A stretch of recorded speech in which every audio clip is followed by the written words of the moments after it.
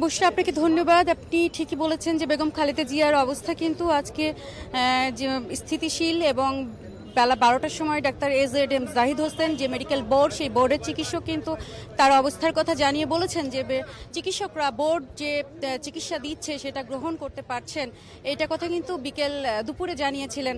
এখনকার পরিস্থিতি একটু আমি জানাতে চাই। SSF দেওয়ার পরে পরিস্থিতি এখানকার চেঞ্জ হয়ে গেছে কিছুটা। আর এই মুহূর্তে কিন্তু আমার পেছনে বিমান বাহিনী প্রধান এবং নৌবাহিনীর প্রধানগণ এসে প্রবেশ করেছেন রাজধানী রিভার কেয়ার হসপিটালে।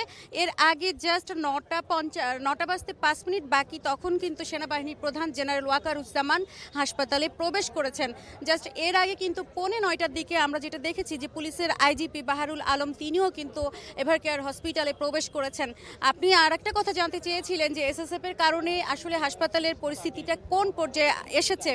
এখানে একটি জিনিস বলে রাখি যে গতকালকে কিন্তু রাতে SSF এর বেগম খালেদা জিয়াকে গণ্যমান্য ব্যক্তি হিসেবে গণ্য করে, গুরুত্বপূর্ণ ব্যক্তি হিসেবে গণ্য করে SSF বা স্পেশাল সিকিউরিটি ব্যবস্থা প্রজ্ঞাপন জারি করা হয়। তারপরেই কিন্তু SSF এর তরফে একটি দল এসে হাসপাতাল পরিস্থিতি দেখে গেছেন এবং আজকে দুপুরের পর থেকে কিন্তু SSF বেগম খালেদা জিয়ার নিরাপত্তার দায়িত্বটা নিয়েছেন।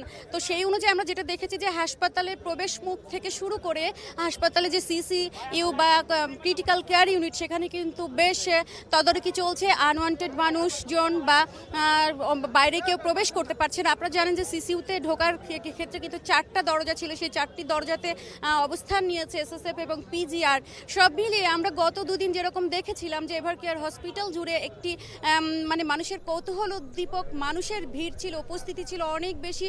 এবং আজকে আমি একটু দেখাতে চাই যে আমার গেটের বাইরে আমরা কিন্তু মূল ফটক থেকে প্রায় 150 গজ দূরে একটি কাঁটাতারের ব্যারিকেডের এপারে অবস্থান করছি।